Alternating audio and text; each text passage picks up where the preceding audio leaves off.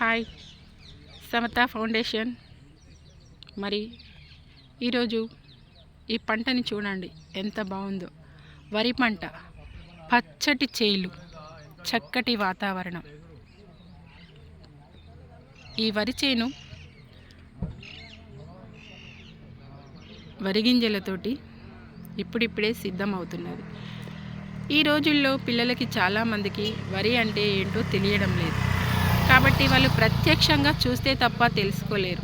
పుస్తకాల్లో చదివింది అప్పటి వరకే ఉంటుంది. పల్లెటూర్లు పరిచయం ఉన్న పిల్లలైతే పర్వాలేదు, ప్రతిదీ వాళ్ళు దగ్గరుండి తెలుసుకుంటారు. కానీ పట్టణాల్లో చదువుకునే పిల్లలకు వరి అంటే తెలియదు, ఎలా పండుతుందో తెలియదు. కాబట్టి వాళ్ళని ఇలా క్షేత్ర పర్యటనకు తీసుకొచ్చి చూపించినట్లయితే వరి అంటే ఏంటో తెలుసుకుంటారు, రైతు పంట ఎలా పండిస్తాడో తెలుసుకుంటారు, వరి గొలుసులు అంటే ఏంటో తెలుసుకుంటారు, బియ్యం అనేటివి ఎలా వస్తాయో కూడా వాళ్ళు తెలుసుకోవడం జరుగుతుంది. కాబట్టి ప్రతి ఒక్కరూ కాసేపైనా వారంలో ఒక్కసారైనా ఆ 5 స్టార్ హోటళ్ళకి, ఆ ఫాస్ట్ ఫుడ్ సెంటర్లకు వెళ్ళే బదులు ఈ పచ్చటి పొలాల దగ్గరికి రండి. మీ పిల్లలకు పంట పొలాలను పరిచయం చేయండి.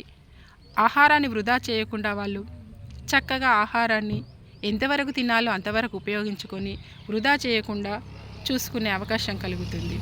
ఆహారం అంటే దాని వెనుక ఉండే శ్రమ అదంతా కూడా వాళ్ళు గుర్తించి రైతు యొక్క కష్టాన్ని తెలుసుకుంటారు. పెద్దల పట్ల వినయ విధేయతలు కూడా పెరుగుతాయి. ఆ సిటీ కల్చర్లోనే ఉంటే కనుక వాళ్ళు ఇటువంటి విషయాలు ఏమీ తెలుసుకోరు. ఏమైనా పెద్దలను ఎదిరించడము ఇలాంటి విషయాలే చేస్తారు. ఎలా పండిస్తారు, మనకేంటి, మనం డబ్బులు పెట్టి కొనుక్కుంటున్నాం కదా అనుకుంటారు.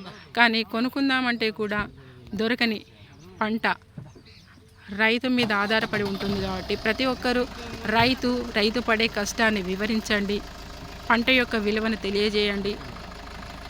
అప్పుడు ప్రతి పిల్లాడు కూడా ఆహారం విషయంలో శ్రద్ధ చూపిస్తూ ఆహారం ఎలా వస్తుంది, దాని యొక్క ఆవశ్యకత ఏంటి, ఇలాంటి విషయాలన్నీ కూడా తెలుసుకొని తాను బాధ్యతగా వ్యవహరించడం మొదలు పెడతాడు. జై భీమ్.